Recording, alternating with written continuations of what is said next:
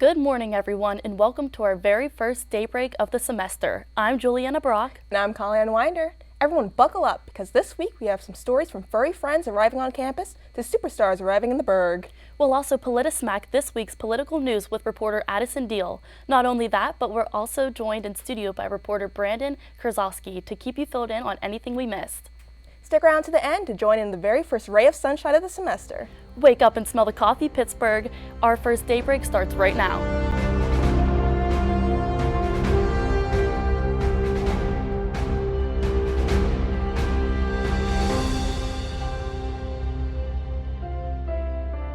Welcome back. Let's get into our campus news, starting with your weekly weather update with Alexis Shawless. Thanks, Julianne and Kalyan. It seems that as we transitioned into the fall months, we've also finally begun transitioning to fall weather. While you can definitely expect sunshine throughout most of the upcoming week, you can certainly put away the sunscreen this week.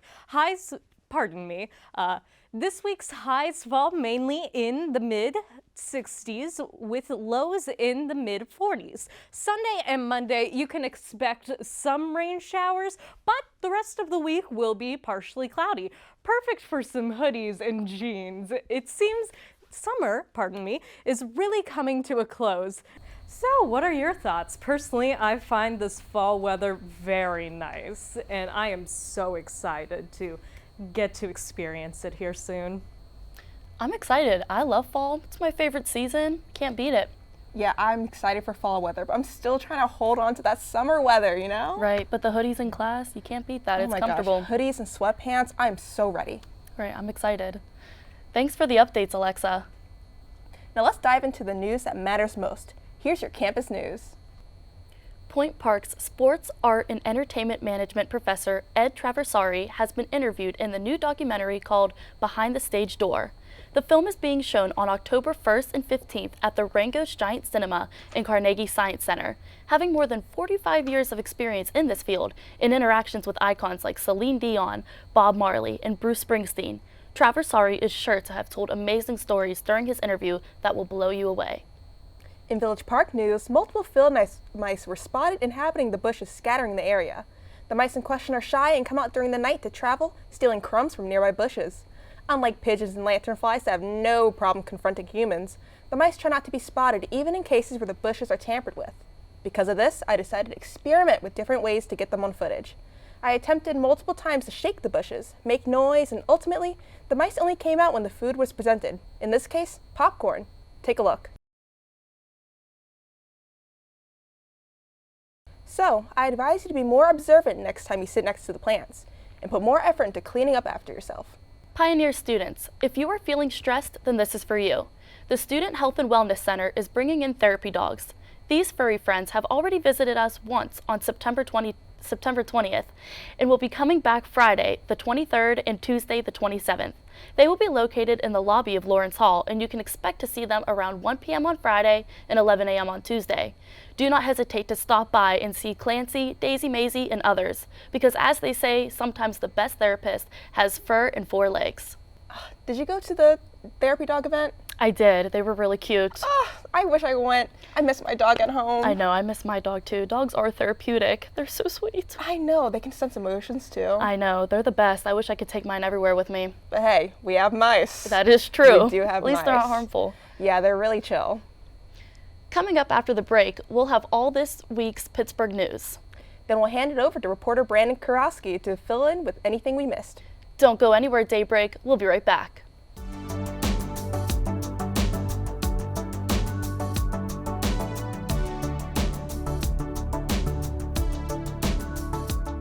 Good evening. Good evening. Good evening, and welcome back to Newsnight. Most of the student body of the Pittsburgh Public School. Some of the United States allies. Thursday, the FBI was seen raiding. Let's get started with today's forecast. Today's high will only reach about 31 degrees. It's looking a little cooler than we've seen in the past few weeks. All this and more All this and more All this and more coming up on Newsnight. coming up on Newsnight. coming up on Newsnight.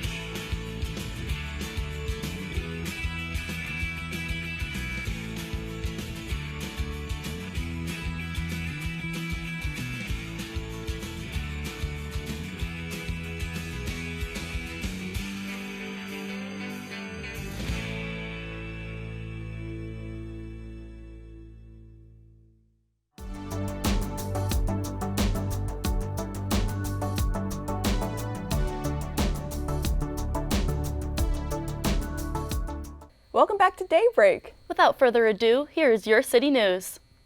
Traveling would be more difficult now in Pittsburgh as freight railway workers have started to strike railway companies over low pay, grueling labor, long working hours, and little pay sick leave. Railway workers' discontent has accumulated over the years, resulting in over 100,000 workers taking strike coast to coast.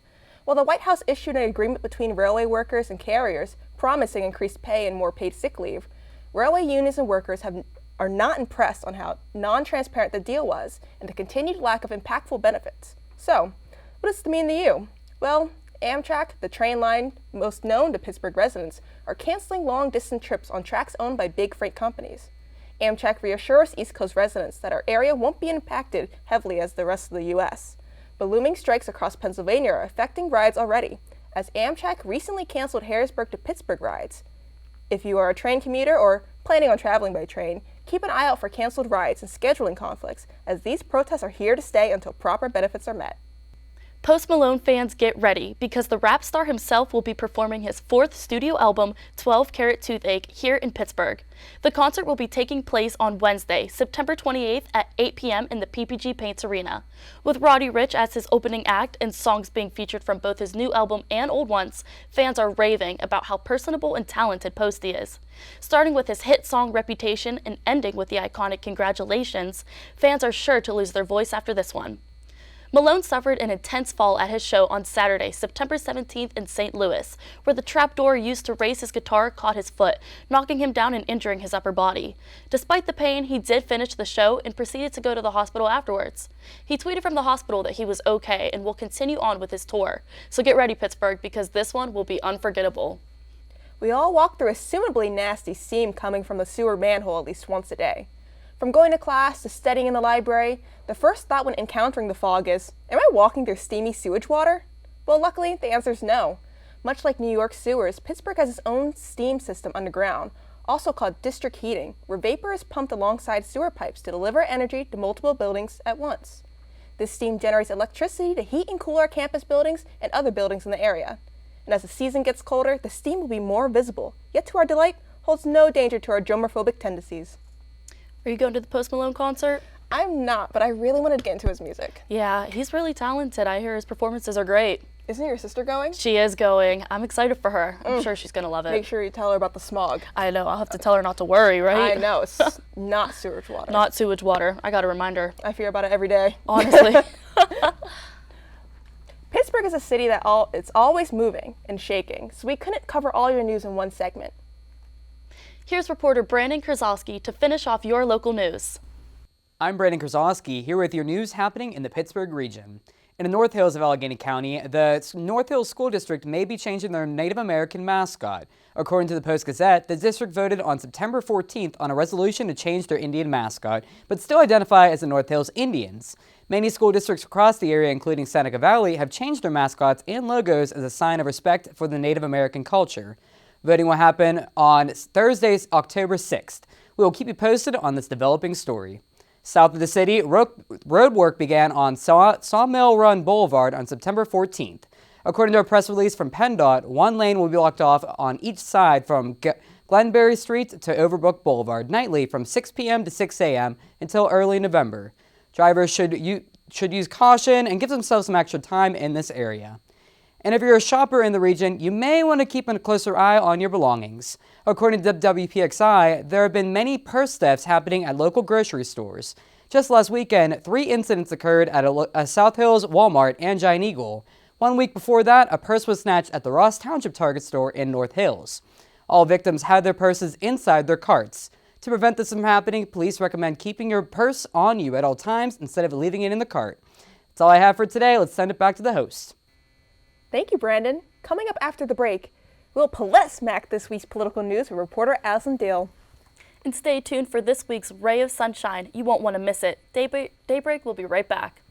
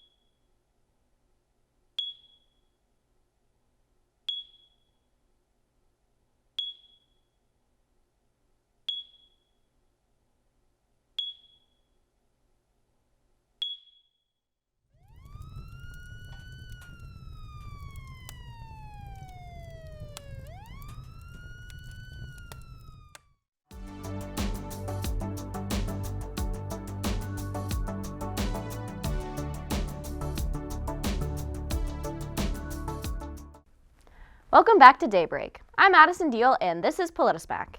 Starting off with local politics, anti-LGBTQ legislation is currently on the table for Pennsylvania, with a bill that will ban instruction of gender identity and sexual orientation in kindergarten through 5th grade. This legislation is being headed by 2 Republican senators, Ryan Oment and Scott Martin of Lancaster County, who defend the bills on the grounds of, quote, protecting parental rights, and that learning about such topics is not age appropriate. The bill would also affect secondary schools by requiring staff and administration to disclose student gender identity or sexual orientation to parents without the consent or knowledge of the student. The legislation also allows parents to sue schools when they believe the legislation has not been followed by their students' teachers. The legislation has passed through the Senate and awaits a decision on the governor's desk. While Governor Tom Wolf has pledged to veto any anti-LGBTQ+ legislation, the upcoming election leaves LGBT+ Pennsylvanians uncertain about the future of education in the state. Moving on to national politics, the Senate has passed the largest and most significant federal funding to fight climate change in U.S. history this past Sunday. The bill, named the Inflation Reduction Act, specifically targets the sources of energy in the U.S., giving more than $370 billion into clean energy programs that plan to cut greenhouse gas emissions by 40% by the end of the decade. Additionally, this bill targets prescription drug prices for Americans. Specifically, the bill caps out-of-pocket payments for needed drugs at $2,000, allows Medicare to negotiate the prices of needed prescriptions, and extends premium subsidies for low and middle-income Americans under the Affordable Care Act for the next 3 years. The money for this bill comes from tax increases, specifically a 15% minimum corporate tax and new taxes on company buybacks. The bill was opposed by all Republicans in the Senate, with Vice President Kamala Harris being the tie-breaking vote after a 16-hour meeting to vote on said bill. Finally, Biden recently made a comment on 60 Minutes claiming that the COVID-19 pandemic is over. Biden said, quote, "We still have a problem with COVID. We're still doing a lot of work on it, but the pandemic is over. If you notice, no one's wearing masks. Everyone seems to be in good shape. So I think it's changing," end quote. This statement has made many Americans and Democrats angry, since hundreds of people continue to die every day from COVID-19. Additionally, the White House is currently fighting to receive federal funding of $22.4 million for vaccines, testing, and research, to which this comment might cause problems for. Kalyan, Juliana, what do you guys think about this?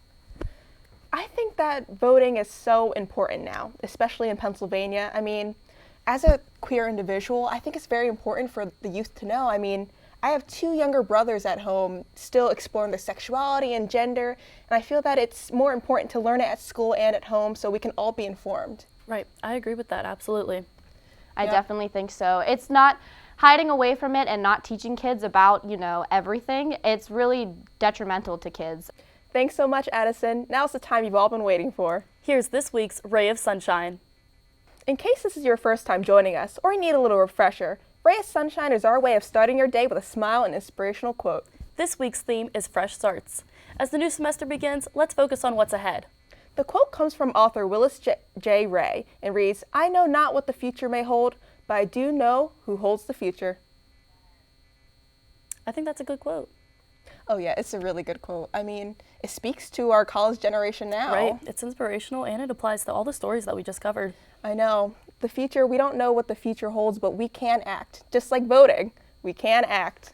That is true. We got to pass it down to our generations. I know. We hold the future. True.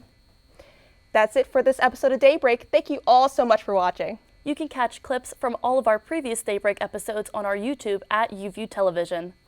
Don't forget to subscribe and follow us on Instagram and Twitter at Daybreak PPU. Until next time, I'm Kalyan Winder. And I'm Juliana Brock, hoping your news is good news. See you next week, everyone.